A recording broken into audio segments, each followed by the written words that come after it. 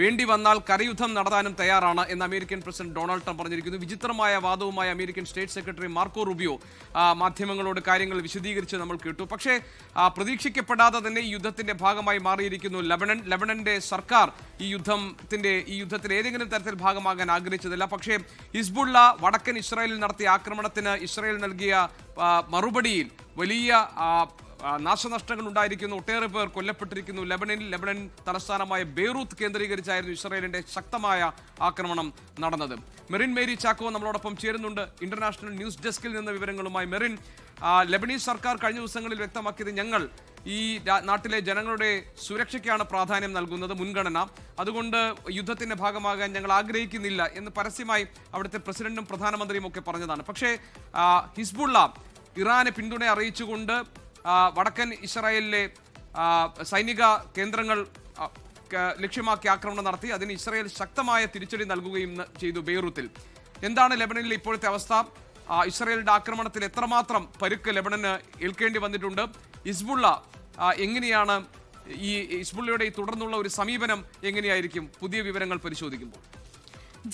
മധ്യപൂർവേഷ്യയിലെ സംഘർഷത്തിന് പിന്നാലെ ഇപ്പോൾ ലെബനൻ ഒരു യുദ്ധക്കളമായിരിക്കുന്നു. ലെബനന്റെ കേന്ദ്രങ്ങളിലേക്കാണ് ഹിസ്ബുള്ളയെ ലക്ഷ്യം വെച്ചുകൊണ്ട് തന്നെയാണ് ഇപ്പോൾ ഇസ്രായേൽ ആക്രമണം നടത്തിയിരിക്കുന്നത്. ഇസ്രായേലിന്റെ ആക്രമണ രീതി എന്ന് പറയുന്നത് ഒരേ സമയം ലെബനനിലെയും അതുപോലെ തന്നെ ടെഹ്റാനെയും ലക്ഷ്യമാക്കിയാണ് ഇപ്പോൾ ആക്രമണം നടത്തുന്നത്. ലെബനിൽ തന്നെ ഇപ്പോൾ ഒഴിഞ്ഞു പോകാൻ നിർദ്ദേശം നൽകിയിരുന്നു. ഗ്രാമങ്ങളിൽ നിന്നും ഒഴിഞ്ഞു പോകണമെന്ന നിർദ്ദേശം നൽകിയതിന് പിന്നാലെയാണ് അവിടെ കനത്ത ആക്രമണം നടത്തിയിരിക്കുന്നത്. പ്രധാനമായും തെക്കൻ മേഖലകൾ കേന്ദ്രീകരിച്ച് തന്നെയാണ് നടത്തിയിരിക്കുന്നത്. 5 തവണ മിസൈലുകൾ പ്രയോഗിച്ചുവെന്നാണ് വിവരം ലഭിക്കുന്നത്. അതേസമയം ഇപ്പോൾ ടെഹ്റാന് സമീപം പഴയ പാർലമെന്റ് മന്ദിരത്തിന് സമീപം സ്ഫോടനം നടന്നെന്നും ചരിത്ര പ്രധാനമായിട്ടുള്ള നിരവധി സ്മാരകങ്ങൾ തകർക്കപ്പെട്ടെന്നും ഇപ്പോൾ ഏറ്റവും പുതിയ വിവരം പുറത്തു വരുന്നുണ്ട്. എന്തായാലും ഈ 4ാം ദിവസവും ഈ പശ്ചിമേഷ്യയിലെ മിഡിൽ ഈസ്റ്റിലെ സംഘർഷം ഇത് ലെബനിലും കേന്ദ്രീകരിച്ച് ലെബനിലേക്കും ഒരു യുദ്ധക്കളമാക്കി മാറ്റി. ഇറാനിൽ ഇപ്പോൾ നടക്കുന്ന ആക്രമണങ്ങളെ കുറിച്ചുള്ള പുതിയ അപ്ഡേറ്റുകൾ എന്തൊക്കെയാണ് മെറിൻ? ടെഹ്റാനിലെ പഴയ പാർലമെന്റ് കെട്ടിടത്തിന് സമീപം ആക്രമണം നടത്തിയെന്ന് ഇപ്പോൾ മെറിൻ റിപ്പോർട്ട് ചെയ്തു. എന്താണ് അതിന്റെ മറ്റ് വിശദാംശങ്ങൾ? ഇതിലെ നാശനഷ്ടങ്ങൾ സംബന്ധിച്ചോ അല്ലെങ്കിൽ ഇസ്രായേലിന്റെ ഇറാൻ ലക്ഷ്യമാക്കിയുള്ള ആക്രമണത്തിന്റെ പുതിയ രീതികളെ കുറിച്ചോ പുതിയ വിവരങ്ങളോ പുറത്തു വരുന്നുണ്ടോ?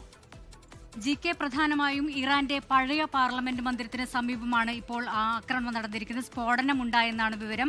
അത്തരത്തിൽ നാശനഷ്ടങ്ങൾ സംഭവിച്ചിട്ടുള്ള വിവരങ്ങൾ അത് വരും മണിക്കൂറുകളിലായിരിക്കും അത് വ്യക്തമാവുക. എന്തായാലും കൂടുതൽ ചരിത്ര സ്മാരകങ്ങൾക്ക് നാശനഷ്ടം സംഭവിച്ചിട്ടുണ്ട് എന്നുള്ള വിവരമാണ് പുറത്തു വരുന്നത്. ഇതിൽ യുനെസ്കോ അടക്കം ആശങ്ക രേഖപ്പെടുത്തിയെന്നും എന്നുള്ള വിവരവും പുറത്തു വരുന്നുണ്ട്. എന്തായാലും ലെബനൻ കേന്ദ്രീകരിച്ചും അതേസമയം ഒരേ സമയം ടെഹ്റാനിലും ഇപ്പോൾ ആക്രമണം നടത്തിയിരിക്കുകയാണ്. തൊട്ടു മുമ്പാണ് US state secretary Marco Rubio ഈ ഇറാനെ എന്തുകൊണ്ട് ആക്രമിച്ചു എന്നുള്ള ചോദ്യത്തിന് ഒരു വിചിത്രമായ മറുപടി നൽകിയത്.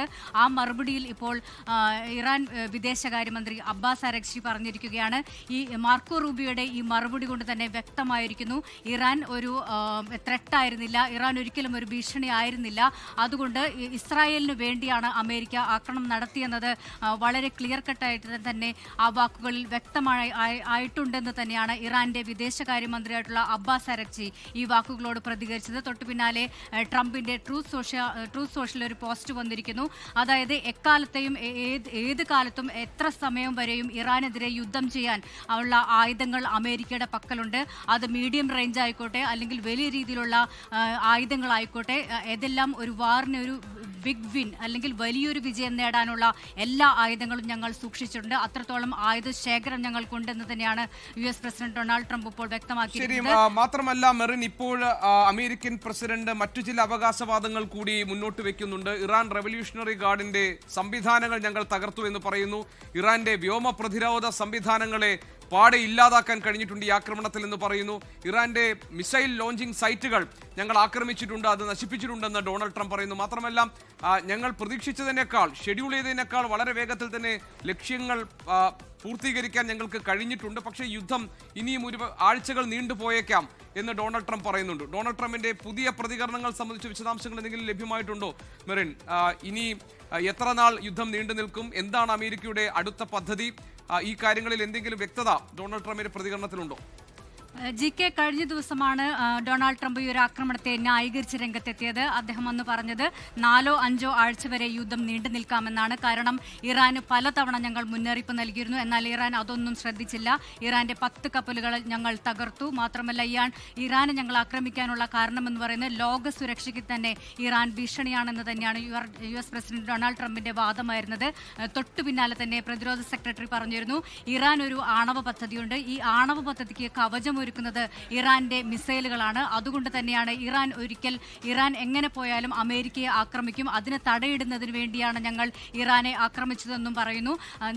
നേരത്തെ തന്നെ അതിനെ പീറ്റ് ഹെക്സേറ്റ് ഉപയോഗിച്ചത് പാമ്പിന്റെ തല തകർക്കുന്നതിന് പോലെ തന്നെയാണ് ഇറാനെതിരെയുള്ള ആക്രമണമെന്നും ഇപ്പോൾ പീറ്റ് ഹെക്സേത്ത് തന്നെ പറഞ്ഞിരിക്കുന്നു. ഈ എത്ര നാൾ യുദ്ധം തുടങ്ങുമെന്ന് നേരത്തെ ട്രംപ് പറഞ്ഞത് 4-5 ആഴ്ച തന്നെയാണ്. എന്നാൽ ഇസ്രായേൽ പ്രധാനമന്ത്രി ബെഞ്ചമിൻ നെതന്യാഹു പറഞ്ഞത് ഇറാനിലെ ഭരണകൂടം അത് ദുർബലമായിരിക്കുകയാണ്, അതുകൊണ്ട് അധിക നാൾ ഈ യുദ്ധം ഒരു സീംലെസ് വാറായിട്ട് മുന്നോട്ട് പോകില്ല, അത് എത്ര പെട്ടെന്ന് തന്നെ ഒരു ഷോർട്ട് പീരീഡിൽ തന്നെ ഈ യുദ്ധം അവസാനിക്കുമെന്ന് തന്നെയാണ് ഇസ്രായേൽ പ്രധാനമന്ത്രി ബെഞ്ചമിൻ നെതന്യാഹു പറയുന്നത്. എന്തായാലും IRGCയുടെ കമാൻഡ് കേന്ദ്രങ്ങളെല്ലാം തകർത്തു വന്നപ്പോൾ അമേരിക്ക അവകാശവാദം ഉന്നയിക്കുന്നു. മാത്രമല്ല ലെബനനിലെ ഹിസ്ബുള്ള കേന്ദ്രങ്ങൾ കേന്ദ്രീകരിച്ച് തെക്കൻ ബെയ്റൂത്തിലെല്ലാം ആക്രമണം നടത്തിയെന്ന് ഇപ്പോൾ അമേരിക്കയും ഇസ്രായേലും പറയുന്നുണ്ട്. GK ലോകത്തെവിടെയായാലും ഏത് സമയത്തും 24 വാർത്തകളും ഓഗ്മെന്റഡ് റിയാലിറ്റി പാക്കേജുകളും എക്സ്പ്ലെയിനറുകളും വിശദമായി കാണാൻ ഞങ്ങളുടെ YouTube ചാനൽ നിങ്ങൾക്ക് സബ്സ്ക്രൈബ് ചെയ്യാം.